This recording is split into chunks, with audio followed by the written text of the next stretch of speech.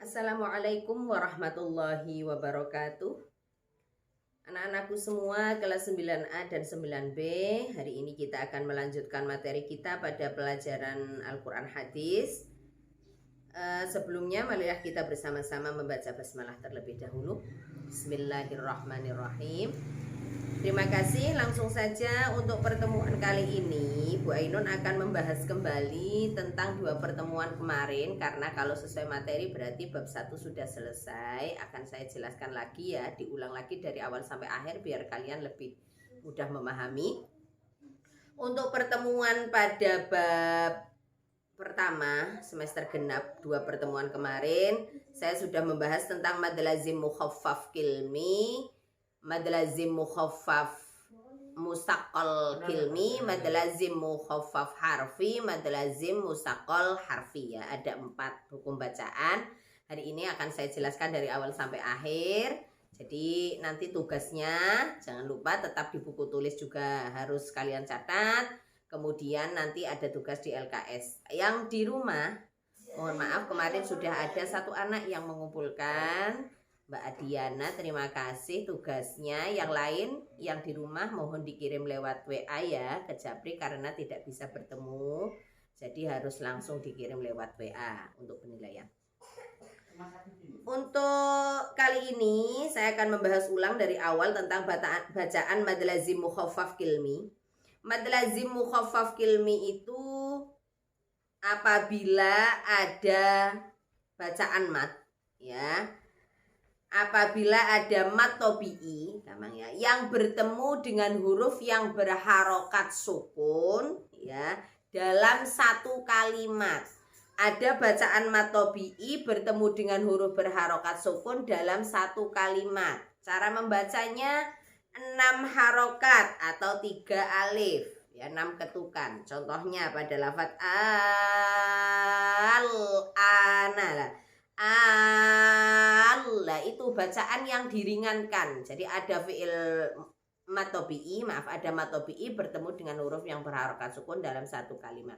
Untuk memahami bacaan mad lazim mukhaffaf kilmi itu mudah karena di dalam Al-Quran hanya ada 2 bacaan, yaitu di dalam surat Yunus ayat 51 dan 91. Itu contoh dari bacaan mad lazim mukhaffaf kilmi, ini lebih mudah. Kemudian yang kedua ada mad lazim musaqqal kilmi. Ya, kalau kita pahami secara bahasa, mukhaffaf tadi ringan, musaqqal itu berat. Karena apa? Karena nanti pengertiannya di sini ketika ada mad tobi'i bertemu dengan huruf yang berharokat tasdid. Kalau tadi mukhaffaf itu bertemu dengan huruf yang berharokat sukun, jadi ringan. Kalau musaqqal kilmi itu apabila ada mad tobi'i bertemu dengan huruf yang berharokat tasdid dalam satu kalimat. Ya, jadi ditebalkan, diberatkan. Contohnya pada walau bolli, lah itu diberatkan bolli, dibaca panjang 6 ketukan, 6 harokat atau 3 alif, kemudian ditekankan, ditebalkan, ya ditekankan, diberatkan. Itu bacaan mad lazim musaqqal kilmi, harus berada dalam satu kalimat. Banyak di dalam Al-Quran. Tugas kalian kemarin mencari ya, tetap ditulis di buku tulis, mencari contoh bacaan mad lazim musaqqal kilmi ya. Jadi mad lazim musaqqal kilmi ini juga disebut dengan bacaan mad lazim mutawwal. Mutawwal itu ya panjang ya, makanya di dalam membaca mad lazim mukhaffaf musaqqal kilmi itu cara membacanya panjang. Ya, walau bolli dipanjangkan kemudian diberatkan. Mad lazim musaqqal kilmi. Kemudian dilanjutkan pada mad lazim mukhaffaf harfi. Kalau pengertian secara bahasanya sama ya tadi. Mad itu panjang, lazim itu wajib, mukhaffaf itu ringan. Kalau harfi berarti ini bacaannya ditekankan pada huruf. Kalau tadi kilmi berarti pada lafaz ya, atau kalimat. Mad lazim mukhaffaf harfi itu ketika ada mad tobi'i yang bertemu dengan sukun yang terjadi pada rangkaian huruf-huruf muqatta'ah.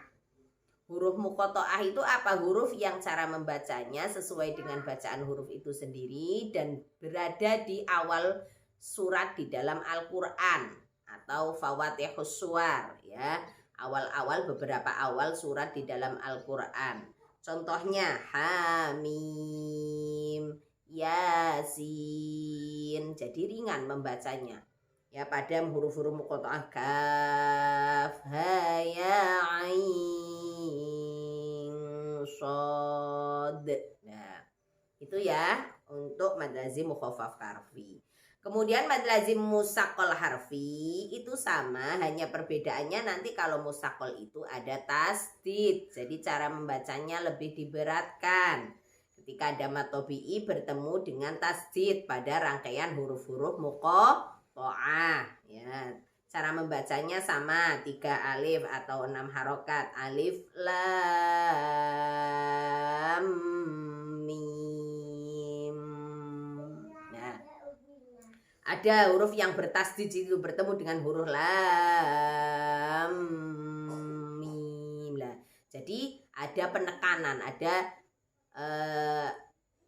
pemberatan di situ karena bertemu dengan huruf tasdid.